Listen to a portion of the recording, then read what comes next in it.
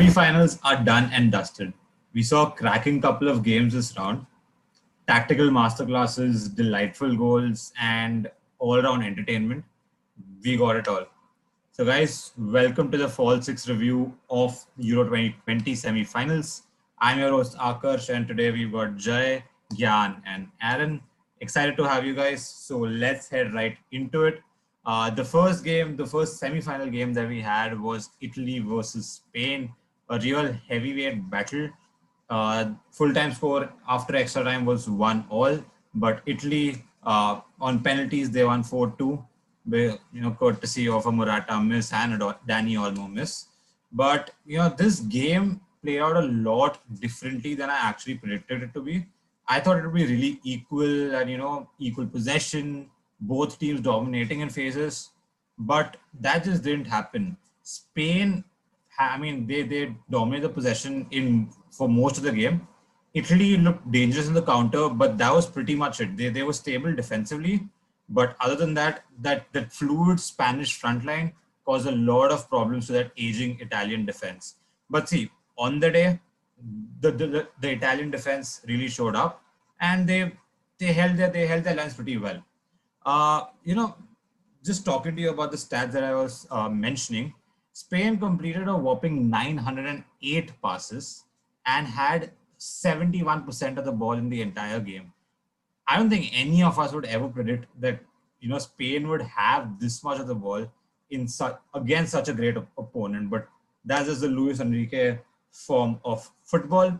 So, Gyan, just adding on to the stat that I mentioned, what was your review on the tactics that Italy and Mancini deployed for this specific game?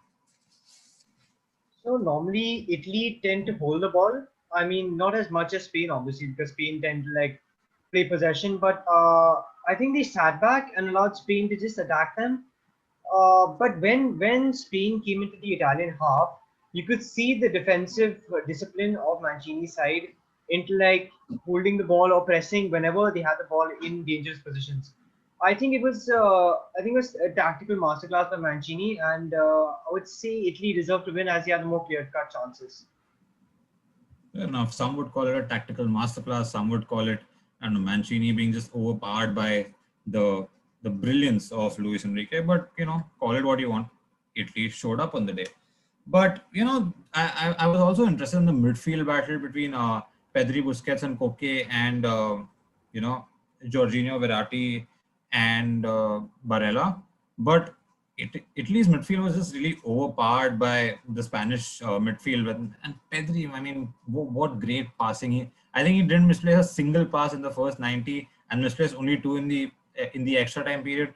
That's just brilliant from a youngster like him. But we've praised the Spanish midfield a lot in this tournament, and we've also critiqued the Spanish forward line way too much. And even though they changed for this game, that lack of clinicality, that thing was prevalent this game too. Oyarzabal had two really good chances which he should have buried in the back of the net, but didn't. And according to me, that did come back to haunt Spain in the later stages. Morata did turn up, did score a really important goal, but all in all, Aaron, what were your views on the clinicality that Spain showed in front of goal? I think that was the one thing everybody was scared about for Spain, their clinicality in front of goal, especially with Alvaro Morata. I think that's a very clear, you know, way of how a person can go from hero to zero in like 20 minutes. Oyarzabal, on the other hand, even he had, as you said, he had two clear-cut chances which should have gone in the back of the net. One which was deemed offside, I don't think it was, but yeah, he should have put it. Then again, going to Danny Olmo, what a game he had! Oh my God, he was an amazing player all round. He had so many, not really clear-cut chances, but he was providing to every single person he, put the ball to, and I think he deserved to go through. It was sad seeing him miss the penalty, but that's just what a penalty in such a big tournament can do to you. So yeah. Certainly. I've been really impressed by Daniel Olmo, at least in the last few games. He's been an absolute live wire in a Spanish front line which hasn't looked really impressive. So, big pros. I will be, looking at him with his club in the coming few months too. But overall, coming into this tournament, when we had the first few videos regarding Euros, we were like, the Spanish team, they're obviously the favorites coming into any tournament. But comparing to the previous generations that the Spain team has had, uh, we felt that the squad just wasn't up to the best level, and probably teams like France, Belgium had better squad depth and quality. So Jay, we predicted that Spain would probably not make it as far as we thought they as they did. So do you think that they've exceeded the expectations we had, and the expectations everyone else had? I think yes, I think it was pretty clear that Spain has overachieved because nobody thought that a team like them was so young will reach the semi-finals. I mean, yeah, like nobody thought that would happen. And as Aaron said, the lack of clinicality has costed them. But I think everything indicates that you just need to look forward. Like getting upset right now is not going to help because they are just going to be better in the World Cup as well. Like the return of maybe Ansu Fati, a player like Ansu Fati, who just takes chances, gets one chance, scores that goal. If that player is added to the Spain team, I mean, they can really do wonders. But I think yes, Spain has overachieved, but they have a very bright future ahead. I mean, they've got young players, they're building up, they're connecting. They probably played the best football in the Euros, better than any other team. But as we always said, that the lack of clinicality is going to cost them, and that's what happened. Certainly. Qatar 2022, look forward to a great Spanish team coming and dominating all the games. Let's move on to the second semi-final. It was England versus Denmark.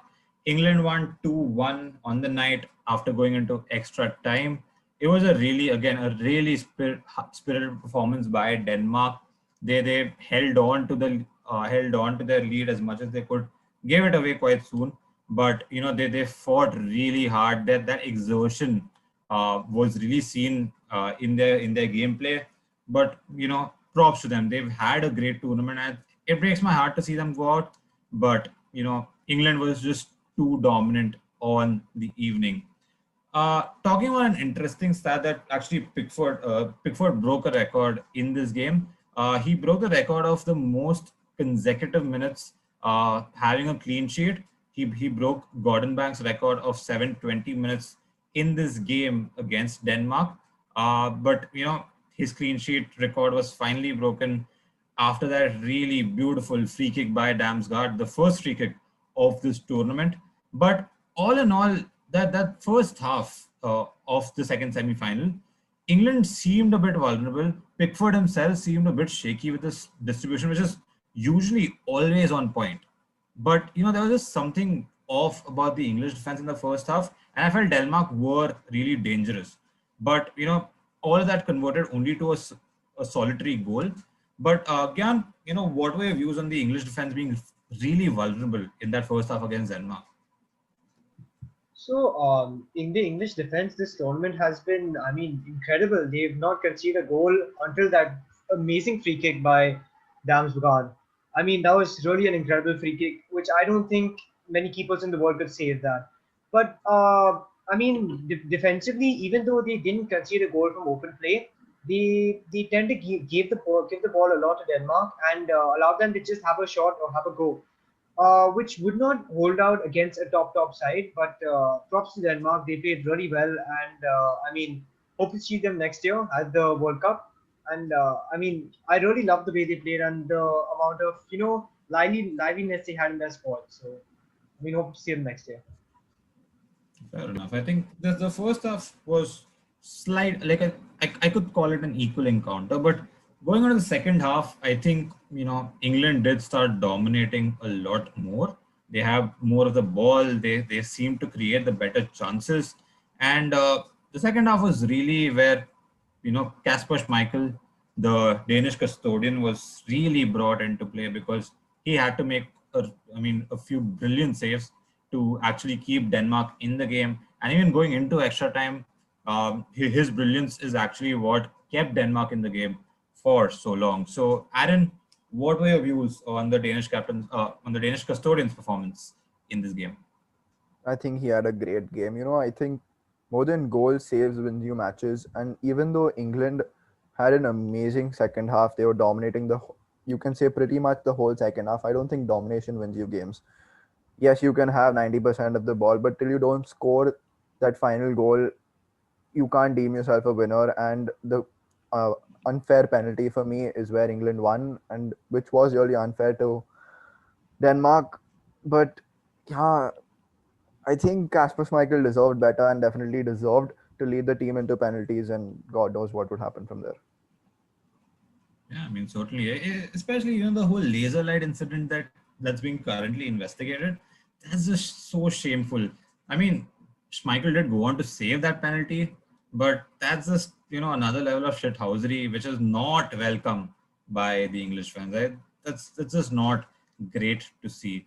But I really do hope to see Denmark in the upcoming World Cup, and all in all, I felt it was a great performance.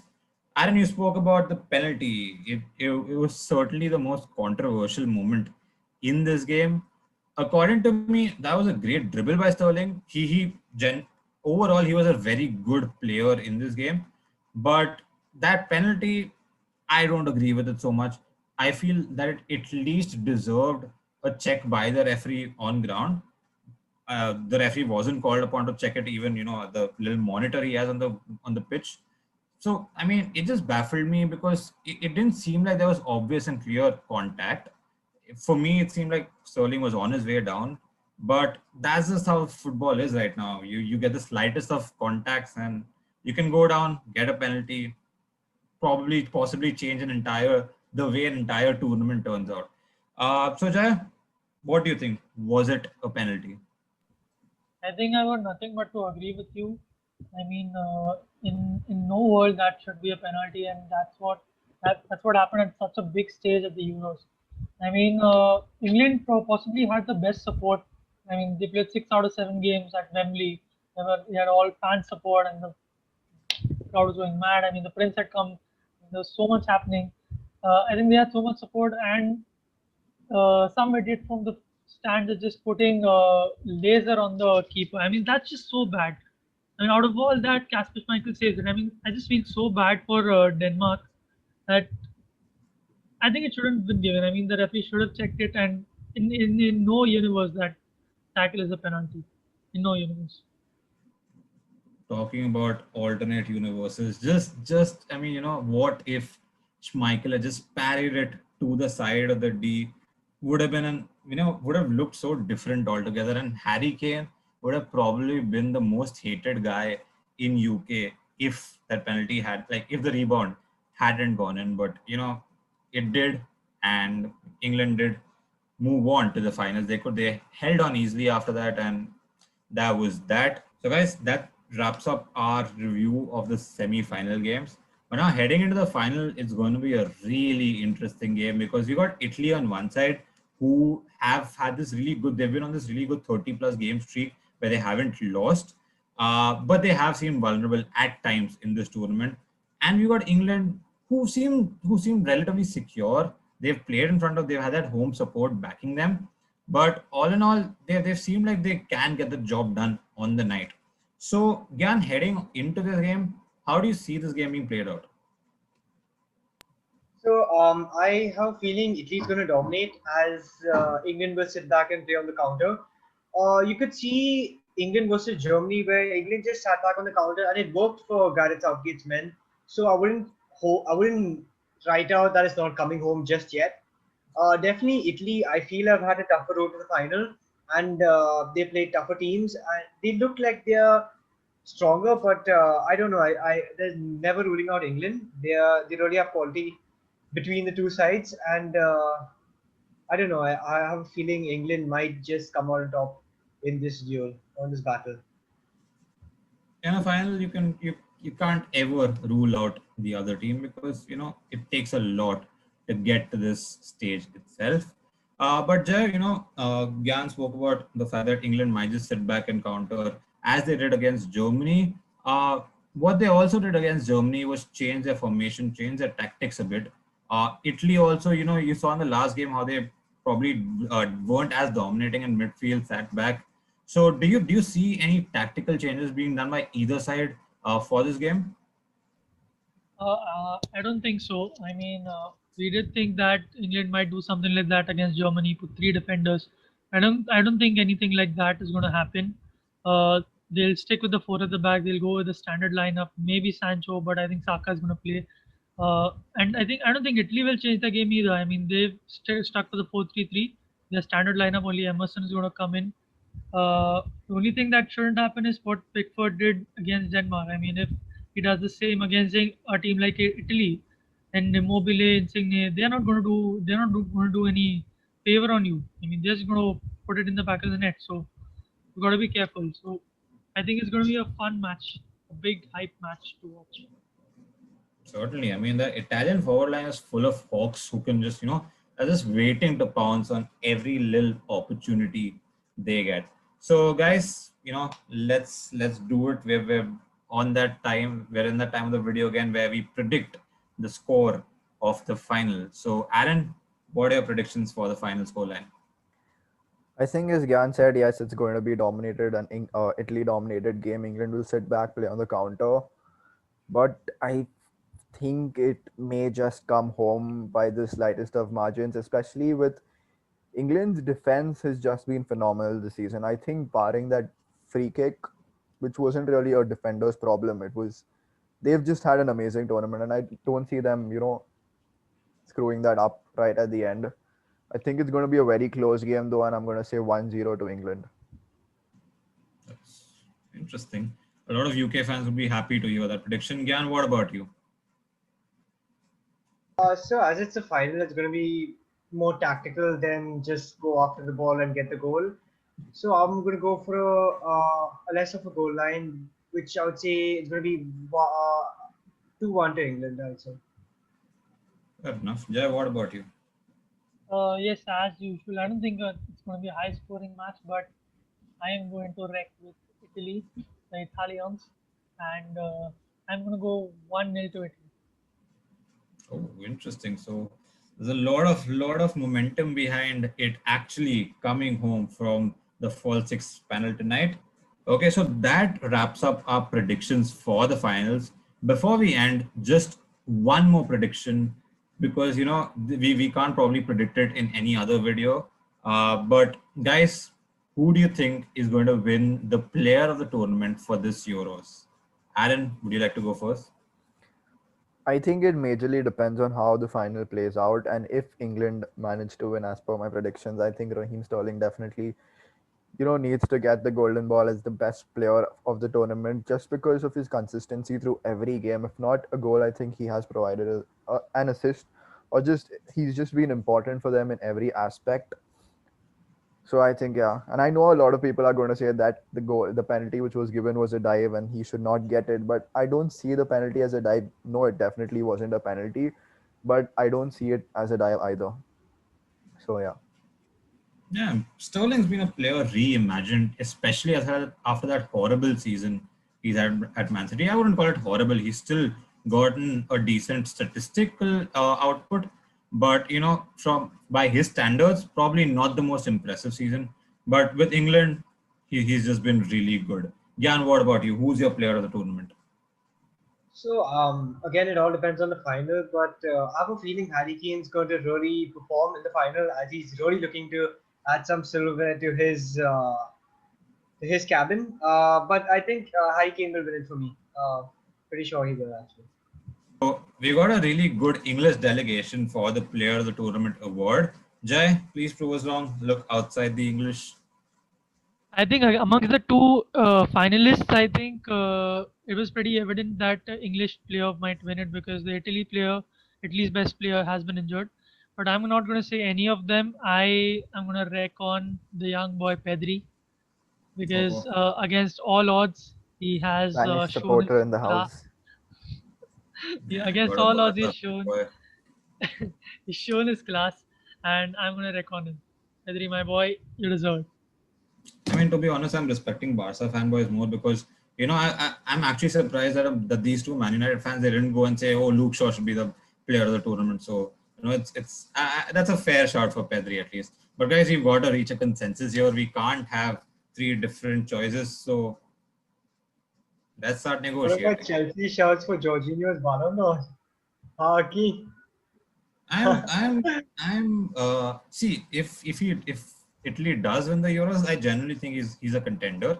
He's had a bad first half, but that's how it works with Ballon d'Or. I mean, it's your trophies that you win, and if he does do that, that's a big achievement. So I genuinely think he'll be in with a shot.